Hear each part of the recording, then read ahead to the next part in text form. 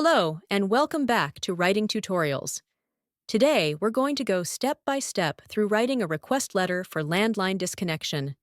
Whether you're switching to a mobile phone, using internet-based communication, or simply don't need a landline anymore, writing this letter can be simple and professional. Let's break it down sentence by sentence so you know exactly what to include and why. First, let's start with the header. Every formal letter begins with your personal details at the top. For instance, Daniel Roberts, 6759 Willow Creek Road, Austin, Texas, 78759. Phone, 512-555-8674. Email, daniel.roberts@mail.com. This part is crucial because it tells the recipient exactly who the letter is from and provides them with all the contact information they might need. Make sure the address, phone number, and email you provide are up to date, as the company may need to follow up with you. Next, include the date you're writing the letter. In this sample, it's November 30th, 2024. The date is important because it establishes a timeline, which is essential for requests like service disconnections. Below the date, address your letter to the recipient's department or company.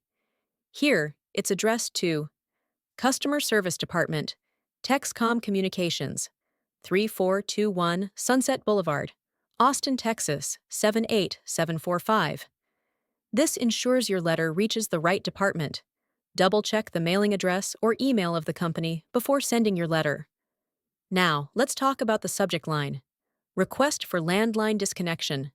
Account number, 789456123. The subject line is key because it tells the recipient exactly what the letter is about at a glance. Be clear and concise. Including your account number helps the company quickly identify your request and process it without confusion. Moving on to the salutation.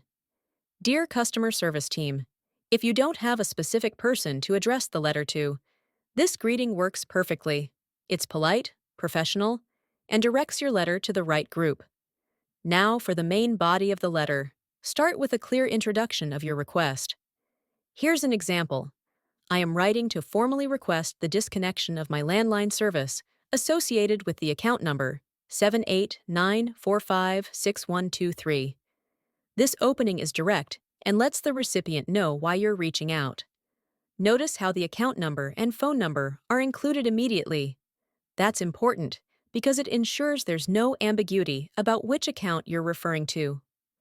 Follow it up with, the phone number registered under this account is 512-555-2341, and the address of service is 6759 Willow Creek Road, Austin, Texas, 78759. By including the phone number and service address, you're providing additional information to help them locate your account in their system. Next, explain the reason for your request. The reason for this request is that I no longer require the landline service due to switching to alternative communication methods. This part isn't mandatory, but it adds context and shows professionalism. Companies appreciate knowing why customers make requests like these, even if it's as simple as switching to another service. Now, specify the timeline for the disconnection. I kindly ask that the disconnection process be initiated on December 10, 2024, or the earliest convenient date thereafter. Setting a clear date helps the company understand your expectations and schedule the disconnection accordingly. If you have a specific reason for your chosen date, such as aligning with a billing cycle, mentioning it can also help avoid unnecessary delays. After this, include a request for confirmation of the disconnection and any final details. Here's how it's written in the sample.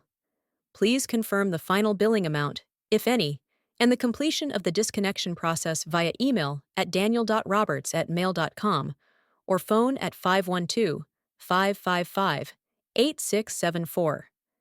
This step ensures you're informed about any outstanding payments and that the service termination has been successfully completed. Always include multiple ways for the company to contact you for clarity. Finally, close with a polite note of gratitude. Thank you for your prompt attention to this matter. Should you require any additional information or documentation, please do not hesitate to contact me. This reinforces your willingness to cooperate and leaves a positive impression on the recipient. End the letter with the closing and signature. In this case, sincerely, signature, Daniel Roberts. Always use a formal closing like sincerely and include your handwritten or digital signature above your printed name. This completes your letter professionally. And there you have it. Writing a request letter for a landline disconnection doesn't have to be complicated. Just remember to include all the necessary details like your account number, service address, and contact information. Keep the tone polite and professional, and you'll have no trouble getting your request processed smoothly. If you found this tutorial helpful, be sure to like, subscribe, and check out more videos on writing tutorials. Let us know in the comments if there are other types of letters you'd like us to cover. Thanks for watching, and see you next time.